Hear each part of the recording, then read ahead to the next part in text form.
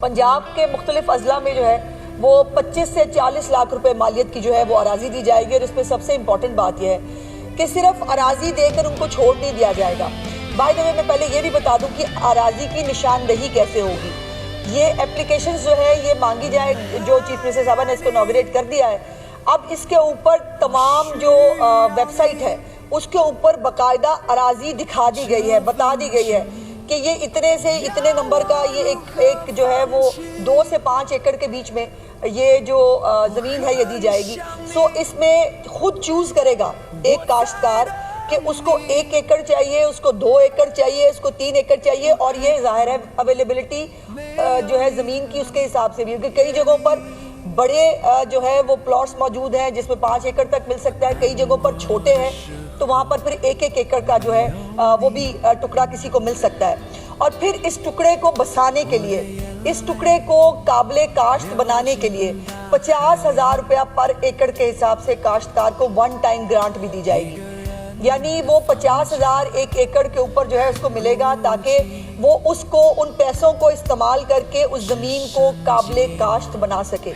सो ये इतना बड़ा लैंडमार्क प्रोग्राम है और ये पंजाब के अवाम को जो उनका हक था वो चीफ मिनिस्टर उनको मांगना नहीं पड़ता। मुझे खुशी है ये कहते हुए कि पंजाब के लोगों को अपना हक मांगने के लिए चीफ मिनिस्टर को कहना नहीं पड़ता। चीफ मिनिस्टर खुद उनके बारे में सेहत की सहूलियात हो वो खुद प्रोवाइड करने के लिए तैयार हैं, उनको सफ़र की सहूलियात हो उनको प्रोवाइड करने के लिए तैयार हैं, उनको तालीम की जो है वो बेहतर तालीम बच्चों को दिलानी हो उसके लिए वो खुद जो है वो काम कर रही होती हैं। और अब ये इससे रोज़गार जो है, जो बेरोज़गार लोग हैं उनको भी इसमें मदद मिलेगी। और फिर जो एग्रीकल्चर सेक्टर है जिसके ऊपर बहुत सारे मौसमी और बेमौसमी रहनुमा निकलते हैं और वो आते हैं जो किसानों की जो है वो एक नाम लेकर एक प्रोपेगेंडा करने के लिए।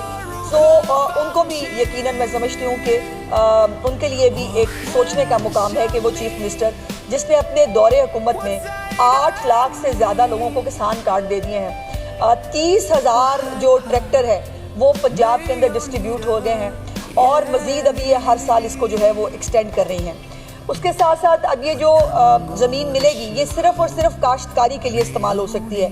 इस पर कोई घर बनाना, इसके ऊपर कोई और जो है वो पुख्ता तामीर करना जो है उसकी इजाज़त कतई नहीं होगी। ये सिर्फ़ और सिर्फ, और फिर ये है कि इसके साथ एग्रीकल्चर डिपार्टमेंट के इंटर्न्स जो हैं जो बड़ी तादाद में 10,000 20,000 के करीब ऑलरेडी इस वक्त फील्ड के अंदर मौजूद है, इन इंटर्न्स को जो है वो इन काश्तकारों के साथ अटैच किया जाएगा कि वो उनको गाइड कर सके जहाँ पर भी उनको गाइडेंस की ज़रूरत है।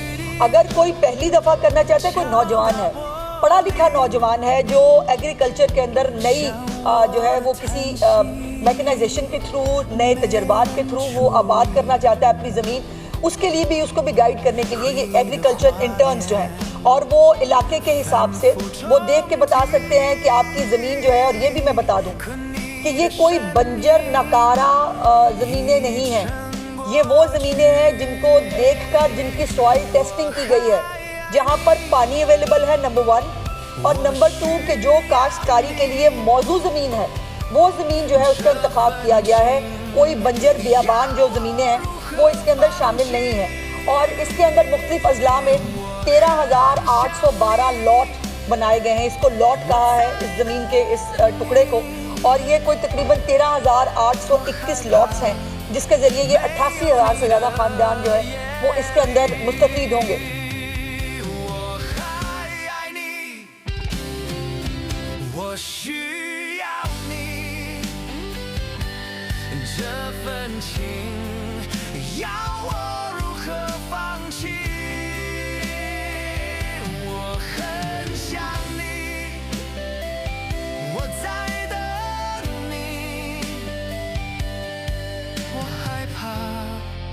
没有你的